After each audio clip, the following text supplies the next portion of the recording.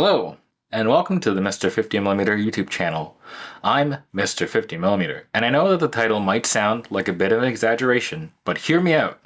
Today, we're going to have a look at the Sony A99, and why I think, overall, it's excellent. One of the best around, if you will. Now, I've had this camera for quite a while now, several months, since before the channel actually started, and I've used it quite a bit. And you also have seen the pictures that have come out of this camera. It has been responsible for almost every thumbnail that isn't a screen grab taken on this channel. They're all shot on the A99. Just wanted to say that, put it out there. Let's get into it.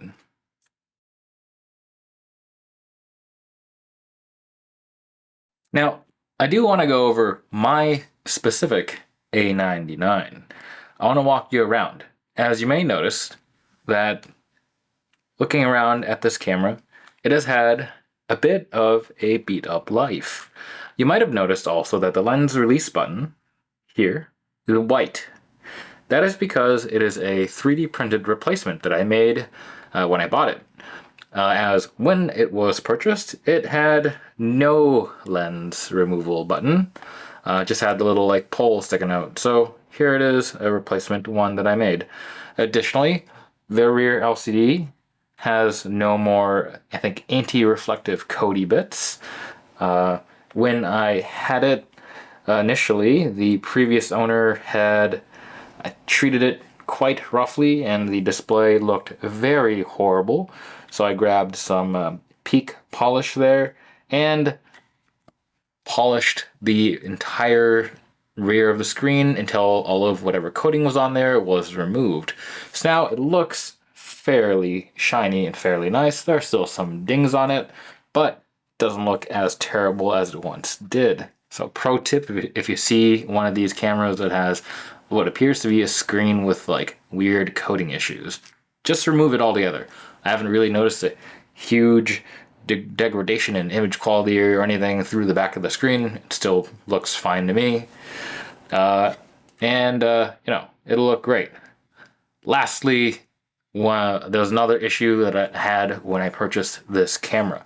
And this one was pretty serious, not just a cosmetic issue. The SLT mirror on this camera, this thingy here in the center, it's going to be hard to see. There we go. Get the reflection there. That had a significant ding on it. Again, something to watch out for if you're looking to buy a A99. If there's some sort of scratch on the translucent mirror thing, beware. It's not the end of the world. On mine, when I had it, I did notice that it did affect the autofocus, as part of where the ding was over top of a couple autofocus spots. That being said, you can still order these online. I ordered a brand new one and I installed it. It was very easy to do. Basically undo a tab and I think like clip a new one in. Yeah, you pull the tab on the lens mount, it like flops out and you can remove the SLT mirror and put a new one in. It's very quick. All in all, this camera, for what I put into it, was about 375 Canadian dollars, which is a very nice price for this camera. But yeah, just before we got into the actual review, I wanted to show you my specific one because it does look and feel a bit different than a normal one that's in good shape, because it's in pretty rough shape. But let's move on.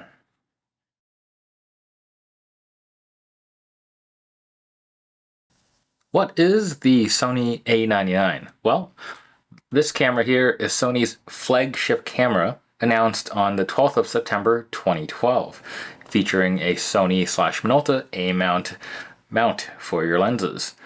The A99 features a 24 megapixel CMOS full frame sensor. The sensor ISO range is somewhere between 100 to 3200, with expansion allowing it to go down to 50 and up to 25,600 ISO. Shutter is good from 1/8000th to 30 seconds, and the flash sync is up to 1/250th. The AF system on this camera is very unique in that it uses a hybrid system with 19 points on a dedicated phase detect module, with 11 of those being cross-type. And it also has 102 on-sensor AF points. Metering is done by a 1200 zone system, and the display on the back is a 3-inch 1.22 millidot display. And this camera, despite looking like a DSLR, does not have an OVF. It has a 2.35 millidot EVF at 0.71 times magnification, as it's using Sony's SLT technology. And while we're on that, I'll put a picture up to show you how it works. Basically, the SLT mirror has two functions. One, it splits the image. About 2/3 of the light go to the sensor, and you get the image on your EVF, with the camera making corrections so that the 2/3 looks fairly normal. Now, the other thing that's happening with the next 1/3 of the light is that it hits it gets bounced up and hits the phase detect module, allowing the camera to autofocus like a regular DSLR. Now, this leads to the second thing that the SLT mirror does. The mirror itself, or lack of doing actually, the SLT mirror is fixed. There is no flappy when you take a picture.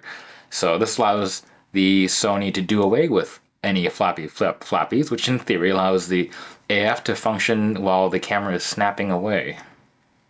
Now, the camera also features IBIS, or super steady shot for all you Sony peeps. It can also shoot 1080p 60 frames per second video. Batteries on here are the ubiquitous Sony NP-FM 500Hs, and it is rated for 500 SEPA rated photos. Memory cards are dual SD card slots, with one of these slots supporting memory sticks if you happen to have any of those lying around.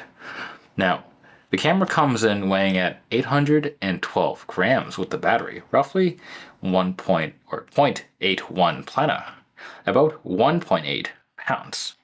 Now, when the camera was announced all the way back in the 2012s, the camera cost roughly $2,800 USD, or about $3,830 in now USD, or roughly 5,075 maple syrup units.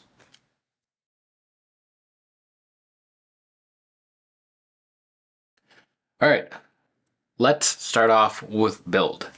This camera has a magnesium alloy construction with weather sealing, and it has an excellent feeling of sturdiness as a result. So that means with the right lens, this camera will be fine in pretty harsh weather. Now, this might be a bit controversial, but I think overall the way this camera is designed and how it feels is one of the best handling full frame cameras that I own. When it comes to ergonomics, it's right up there with the D200. There's a couple spots where the camera does some really funky things, but we'll get into that later. First, we're going to go into the really good bits. Now, camera body design, as odd as it might look with this squat looking viewfinder hump, is amazing. In my hands at least, it is extraordinarily comfortable. The grip is really deep, it has good spacing, and my fingers aren't jammed up anywhere uncomfortably. And if you look at the top of the camera and the back of the camera, I'll try to move my hand out of the way. There we go. You might think that the camera designers went a bit crazy with the buttons, but it's all actually extraordinarily well placed. For example, let's say you want to change your exposure comp or ISO. Look at the top plate here, and you'll notice that immediately that they are in the position right behind the shutter button. And they sit in their own little divot or a well, so that you can feel it out. Next to that, you have your drive mode and white balance adjustment. Still in fingering range, but less direct. Honestly, I think it's a good move. The top LCD is also pretty well packed, with a lot of info, but it's still very, very visible. One thing though is that the light button reveals it is just an orange colored backlight or front light or illumination. So, just orange. And that's the top. Now, again, if you look at the back, it looks a bit insane. All the buttons everywhere, a joystick, things that are raised, buttons that have recesses. It looks like a mess. However, almost anything you'd want to quickly access while shooting at eye level can be done and manipulated with just your right hand. And that is excellent.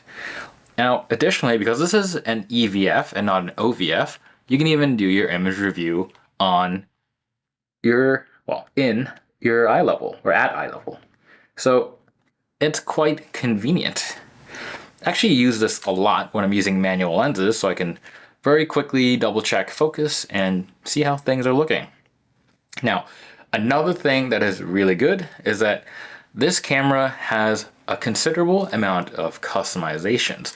Most of the buttons can be customized in one way or another. They might not allow you to fully remap to any other function the camera can do, but there's usually a list that you can select from to kind of tweak things to make things feel right just for you. Which is great, because even though this is a flagship camera, for some reason, it still has one of the buttons that I'm very confused about. And that is the very stupid smart teleconverter button right there. This one that is where my thumb is at, which I've now remapped to work as a punch-in zoom. Now, that makes it much less annoying. In the front of the camera, you may also notice that there are a couple other buttons. Your aperture preview might be a bit dark, but let's see if I can get the light, play with it. Aperture preview right there, which can also be remapped as a custom button. You also have a custom button on the top. Oh, let's see if it focuses right there. Yep. And more interestingly, you have this thing here. Again, let's focus. There we go. It is a stepless knobby thing with a quiet click in the middle. Apparently good for adjusting things in movie mode, and it is actually very intuitive. Simply bring up your option that you have by pressing the button, and then you can scroll it left or right. Here, I'll turn the camera around so you can actually see what I'm doing. There you go. I have it currently set to adjust focusing modes. And then press the center button again, and you're back to what you're doing before. Quite interesting and pretty neat. Now, the combination of this, the SLR mount, actually means that the EVF design is something of a very neat combo. And I think for a very few specific things, I really, really enjoyed using this camera. For example, the bigger body, while shooting vintage lenses, makes it feel quite nice to use. Combine that with the ability of a regular mirrorless camera to just punch in to confirm focus means that my experience using vintage lenses was, to me, a bit elevated. I thought it was much, much nicer than using vintage lenses on an older DSLR, and I thought it was nicer than using vintage lenses on a mirrorless camera, as the weight distribution was just a bit better. Honestly though, the only thing I would complain about is that it is an alpha mount and not an EF mount, which would have probably made this camera my favorite ever vintage shooter if it was EF and not A mount. But we'll get into that a little bit later. Lastly, for the goodness points, that rear LCD. It's actually got one of the more interesting systems. One, you can do your tilties, right? A bit of that, a bit of this.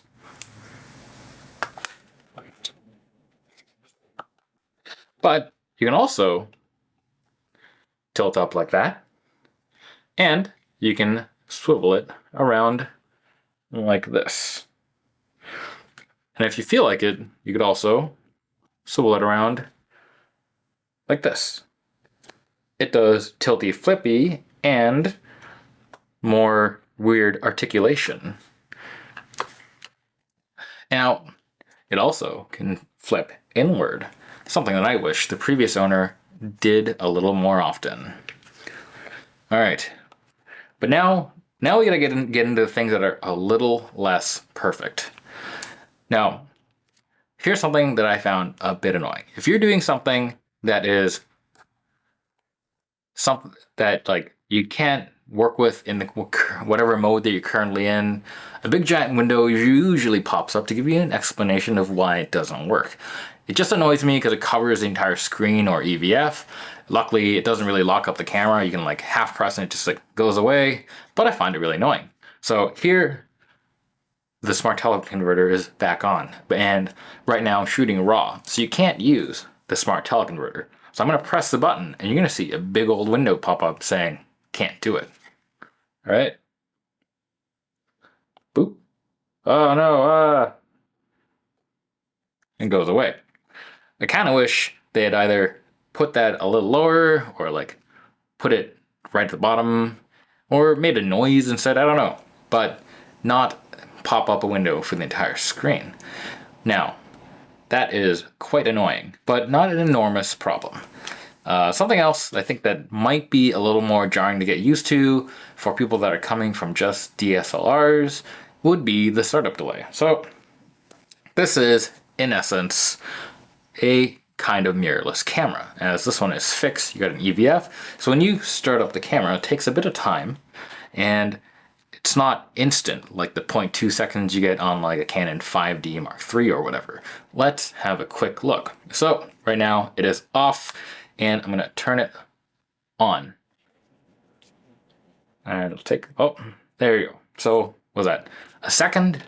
So a little less than instant. It takes a bit of getting used to, but it's not the worst in the world. Lastly, this camera sometimes does some weird things with some of the software or mode decisions. It's just kind of weird.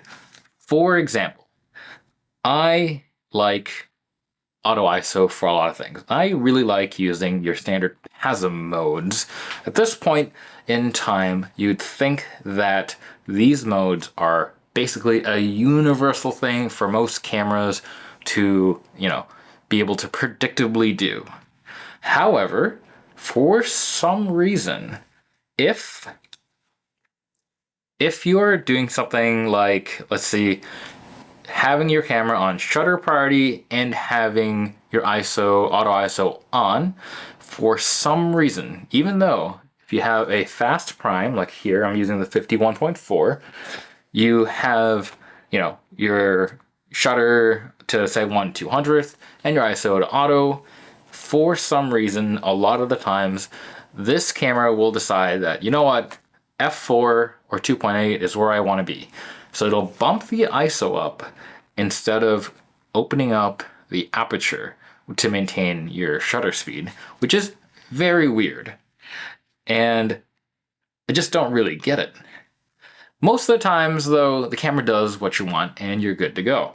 Like if I was shooting in shutter priority and, I had this happen, I would just switch the ISO from auto to manual. I'll select the ISO myself, then the aperture will, more appropriately do what I think it should do. But there are those weird things that sometimes come up with this camera that just make it really weird. That being said, I haven't found an issue with aperture priority, so pretty good. But yeah, that is all for the weirdness of some of the operation.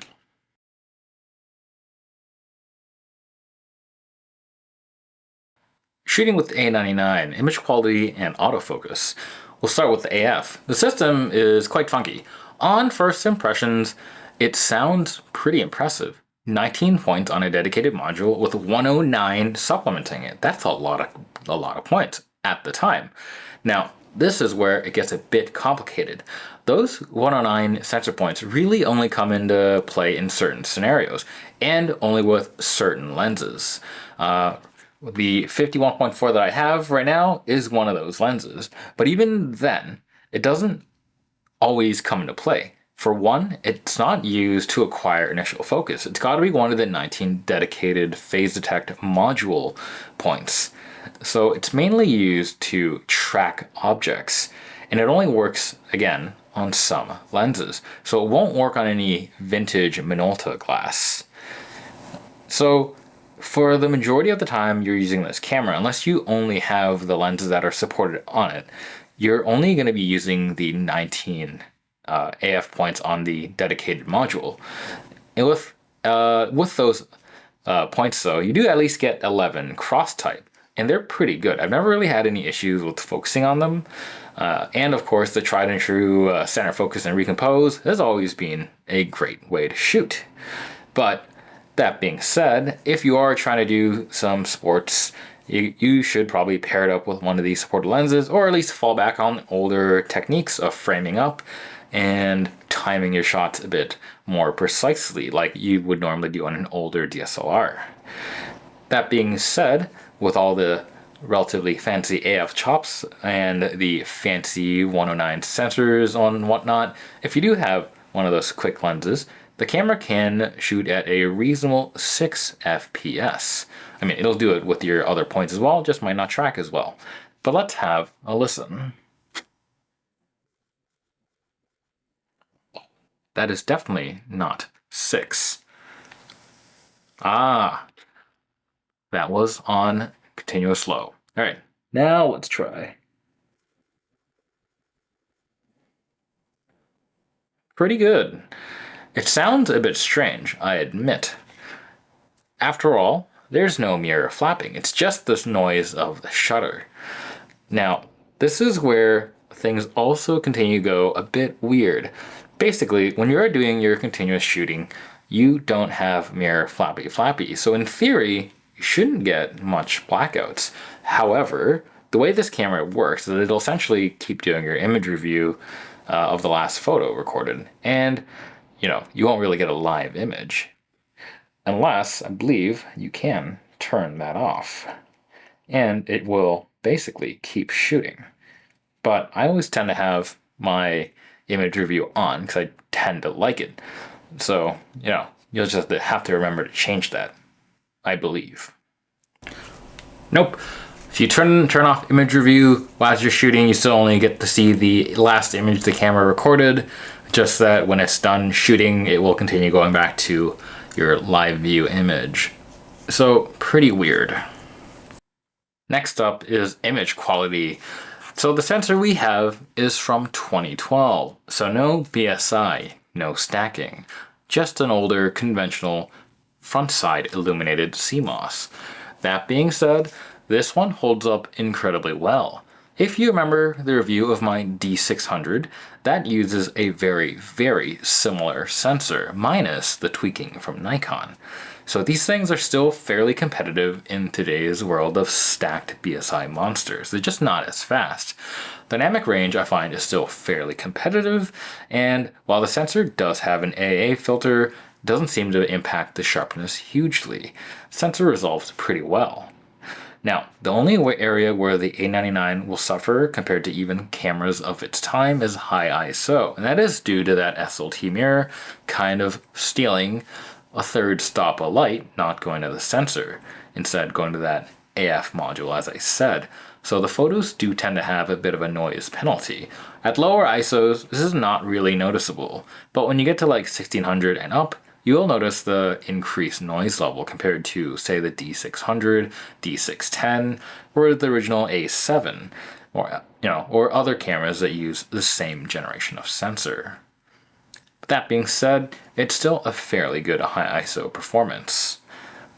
So, with that said, let's have a look at some samples and then move on to our photo gallery.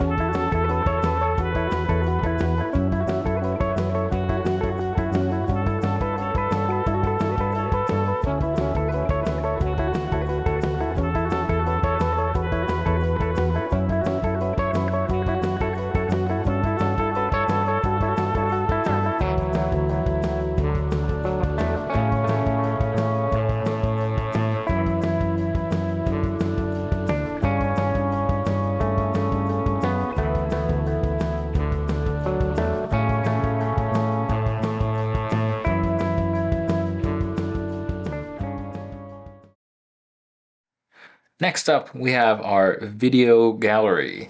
Now, for this, we'll be shooting in one of the 1080p modes, and here's the thing. I don't have any fancy non-screw driven lenses or lenses that were optimized for video.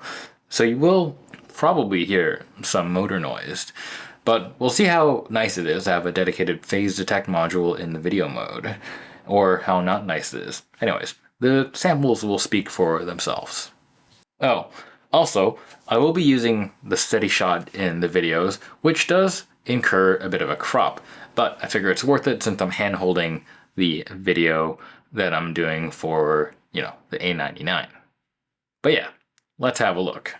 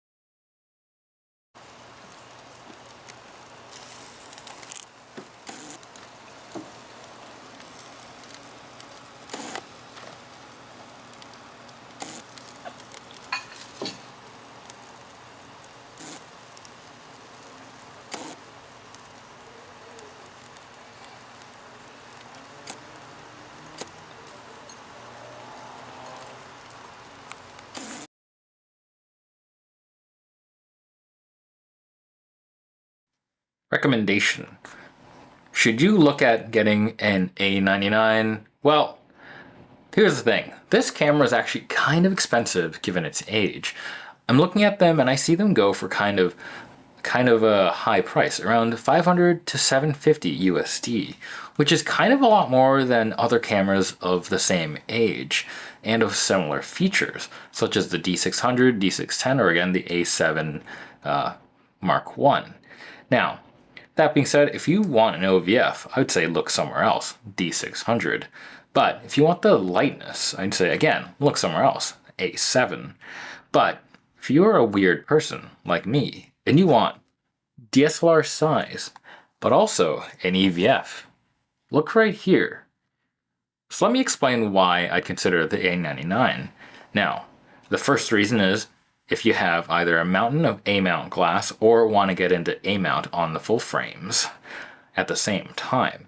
It's an awesome camera to look into since the glass is now fairly cheap and there's lots of it around. Much of it is also fairly good. Now, I know you can buy an adapter to enable your autofocus on Sony mirrorless cameras, but that adds an ugly amount of bulk, and the adapter itself isn't cheap, about 150 USD. But there's another thing to consider as well, if you like the A99. If you want to shoot vintage lenses, this personally I believe is one of the best feeling cameras to do that outside of the Fujifilm GFX. Plus, you don't then got to worry about the sensor coverage on medium format sensors, since, most lenses will fit full frame image circles. So, why would you consider that? Well, personally, I really like using an EVF for manual focus lenses, and I really like the DSLR chunkiness of this camera. So combine those two, and personally, I think it's an excellent experience. I know I might be the only one that kind of likes doing that, but hey, I'm the one making the video.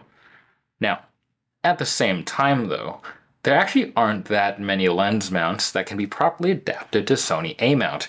It's actually pretty limiting, which kind of sucks. Basically, for the lenses I have, you can only really have, or I can only really use my M42 screw mount lenses and medium format lenses on the A99. I'm sure there might be another mount that might be barely able to work, but I don't have that adapter handy, so, I'm stuck using what I got.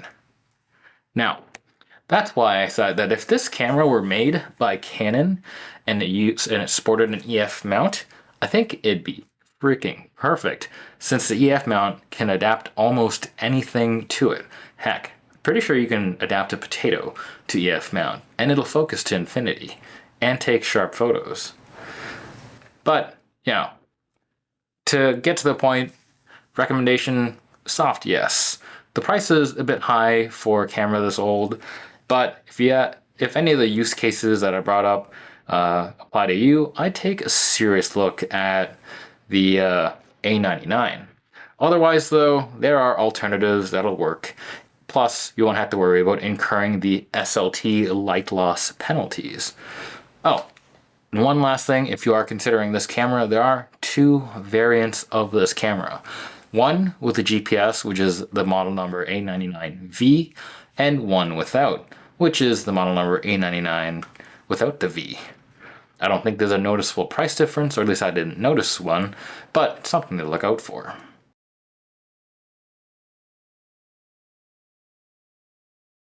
To conclude, I love the A99. I use it quite a bit still. Like I said, almost all the thumbnails on this channel come out of this camera. But, I do primarily like using it with my vintage M42 glass. What little I can mount on it anyways. But, it is pricier than similar era competitors, even now. But the question is, do you have an A99? Would you consider one? Or what other alternatives do you think you'd go for? Let me know in the comments below. And as always, don't forget to like, comment, and subscribe. Till next time, bye!